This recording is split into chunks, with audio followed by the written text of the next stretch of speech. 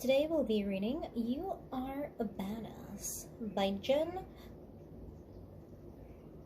Sincero. Hello everyone. So I'm going to be starting to read you guys this book. My plan is to go by it every chapter or so. So let's get started.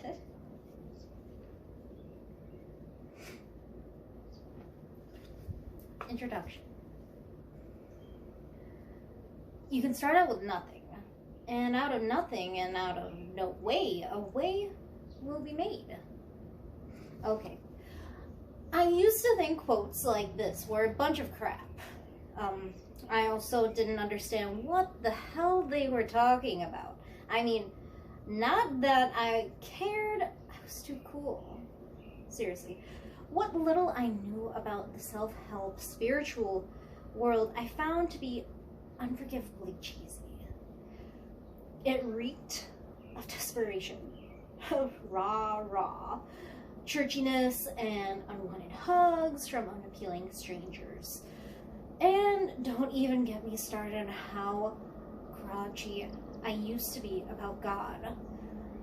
At the same time, there was all this stuff about my life, and I desperately wanted to change, and had I been able to bulldoze through my holier-than-thouism, I could have really used some help around here.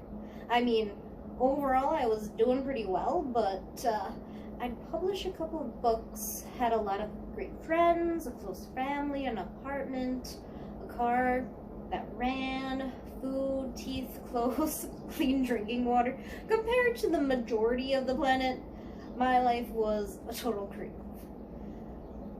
But compared to what I knew I was capable of, I was, shall we say, unimpressed. I always felt like, come on, this is the best I can do, really? I'm going to make just enough to pay my rent this month, again, and I'm going to spend another year dating a bunch of weirdos so I can be in all of these wobbly, non-committal relationships and create even more drama? Really? And am I seriously going to question what my deeper purpose is and wallow in the misery of that going near the milleniath time? It was a snore.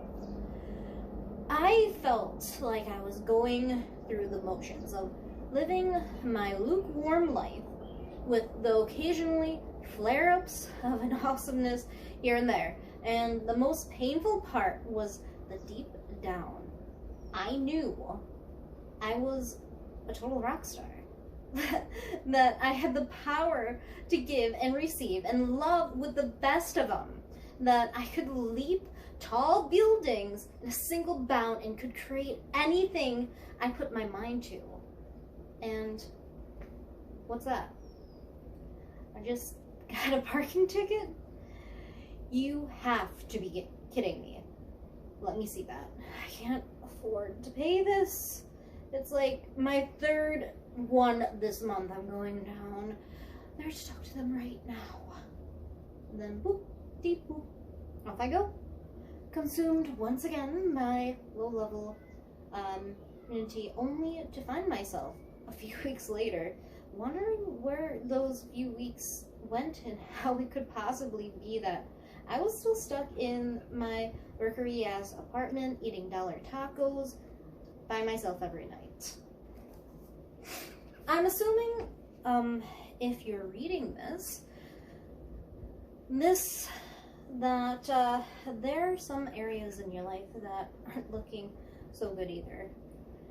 And that you know could be looking a whole lot better. Maybe you're living with your soulmate and you're joyfully sharing your gifts with the world, but you're so broke that your dog is on his own if he wants to get fed.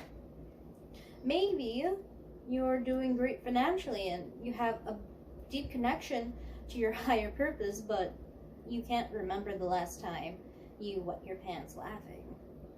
Or maybe you suck equally at all the above and, you know, spend your free time crying, or drinking, or getting pissed off at all of the meter maids who have precision timing and no sense of humor, who in your mind are partly responsible for your personal financial crisis.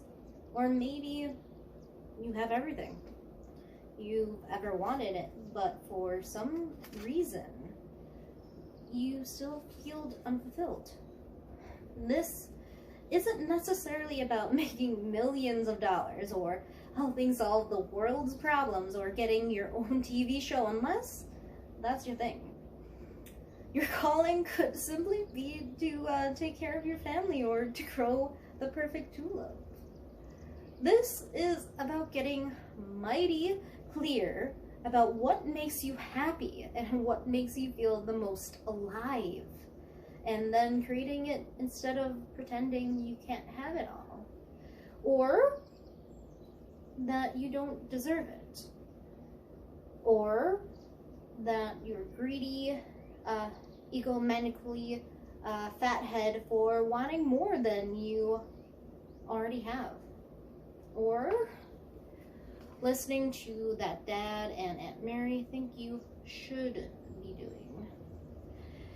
It's about having the controls to show up as the brightest, happiest, badass version of yourself, whatever that looks like. The good news is that in order to do this, all you need to do is make one simple shift.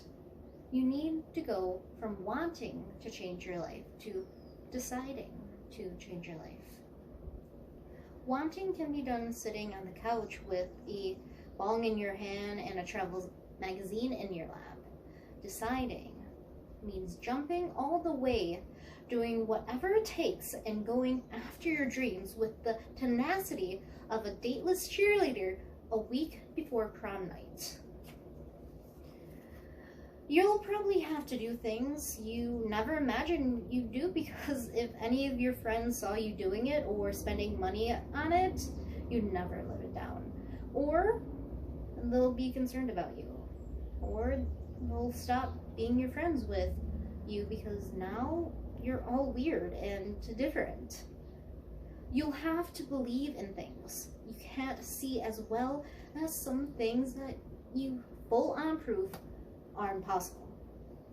You're going to have to push past your fears, fail over and over again, and make a habit of doing things you're not so comfortable doing. You're going to have to let go of old limiting beliefs and cling to your decision to create the life you desire. Like, the life depends on you, because it does. Because guess what? As challenging as this may sound, it's nowhere near as brutal as waking up in the middle of the night feeling like someone parked a car in your chest, crushed under the realization that your life is zooming by and you have yet to start living it in a way that any real meaning to you. You may have heard stories about people who had these major breakthroughs when the shit really hit the fan. They found a lump, or got their electricity turned off, or were moments away from having sex with strangers to buy drugs, when suddenly they woke up, transformed. But you don't have to wait until you hit rock bottom to start crawling out of your hole. All you have to do is make the decision, and you can make it now. There's a great line from the poet Aniston that reads, "And the day came when the risk to remain tight in a bud was more painful than the risk it took to blossom." This is how it was for me, and how I think it is for most people. My journey was a process, and still is, And that started with my decision to make some serious changes, regardless of what I had to do to make them. None of the things I had already tried were working, mulling it over and over with my equally broke friends and my therapist, working my ass off, going out for beer and hoping it would take care of itself. I was at the point where I would try anything to get my act together, and la-di-la-la. It's like the universe was testing me to see just how serious I was. I went to motivational seminars where they make me wear a name tag and high-five the people next to me while shouting, "You're awesome! And so am I!" I beat a pillow with a baseball bat and shrieked like I was on fire. I abounded with my spirit guide, participated in a group ceremony where I married myself, wrote a love letter to my uterus, read every self-help book under the sun, and spent blood-curdling amounts of money I did not have hiring private coaches. Basically, I took one for the team. If you're new to the self-help world, I'm hoping this book will ease you into some of the basic concepts and totally change my life so you can have a breakthrough too, without making you want to run off screaming in the process. If you've already dipped your toe in the self-help pond, I hope it will say something in a new way that turns a light on, so you can make major shifts, create some tangible results, and someday wake up crying tears of giddy disbelief that you got to be you. And if I can save one person from ever having to take their inner child on a play date, I have done my job. My main focus when I started working on myself and was how to make money. I had no idea how to make it on a consistent basis and was totally worried, totally weirded out by admitting that I even wanted to in the first place. I was a writer and a musician. I felt it was sufficient and quite noble, thank you very much, to focus on my art and let the money part work itself out. That went real well, but I saw so many people doing such sleazy and heartbreaking things just to make money, and not to mention those people who were working jobs that were death of 1,000 wounds boring, that I wanted no part of.